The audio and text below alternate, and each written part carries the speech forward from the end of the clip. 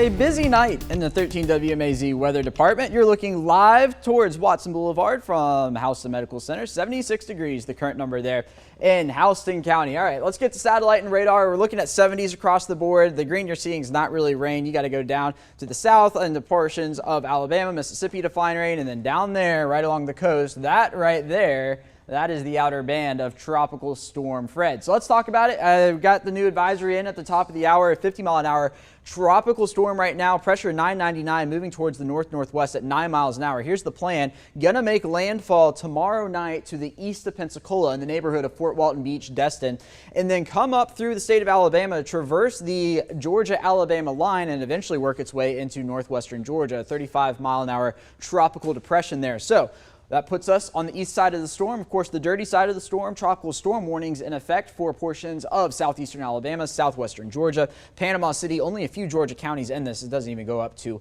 Albany just quite yet. So let's go through future view. As the impacts are starting tomorrow, so this is our weather for tomorrow. 72 degrees waking up in the morning. Now we're going to see some afternoon showers and storms. Here they are, 1, 2 o'clock. These are not directly tied to Fred. They're going to be enhanced by Fred, but they are not Fred itself. What we see about 8, 9 o'clock, this stuff is going to be related to Tropical Storm Fred. So some heavy downpours possible at times.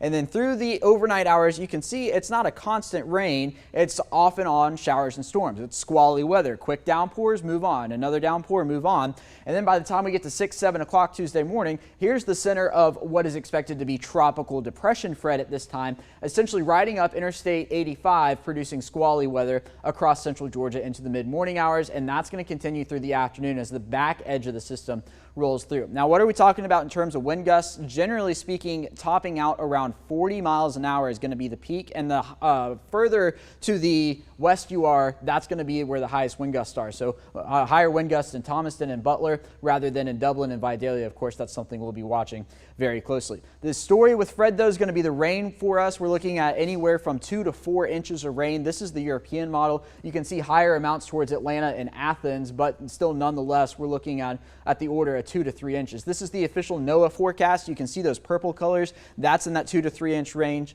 from Montezuma, Macon, Milledgeville. Notice that line there is very thin. So Thomaston seeing a lot more rain than Warner Robins. We'll have to see where that line eventually sets up for Fred. Now, I showed you the wind gusts here just a second ago. I think this one might have a pause point in it because the other one did not. There it is. There's that 40 mile an hour wind gust there in Columbus. So we will scoot on past that. Do have a brief threat of a tornado or two, these spin up tropical tornadoes as this thing moves through. This is Monday's storm outlook, so overnight Monday into Tuesday. So here's the future view model on it as it continues its northward trek. And you can see what I was saying, those outer bands, it dissipates into a low pressure. But the thing with this is once it dissipates, we lose the center of circulation, but we don't lose the moisture. So this front is going to keep the moisture trapped in our area through the week, thus the higher rain totals. So 2 to 4 inches of rain, 4+ inches possible in a few communities, gusts up to 40 miles an hour, and brief spin up tornadoes late Monday into Tuesday. Here's what we're talking about in terms of rain chances: 60% for Monday, 80% for Tuesday, and a pair of 70s for Wednesday and Thursday. Now, just when you think we're done, we're not. We have Grace also in parts of the Caribbean, and just in Tropical Depression 8. Don't worry about 8. Let's talk about Grace really fast. This is just to the south of the Dominican Republic, and the plan is for it to work its way into the Gulf of Mexico. Again, a fairly weak storm, but we'll see what it does out there. And there is some disagreement in the models with this. Notice that track went right over Cuba, but this is taking a more southerly track now.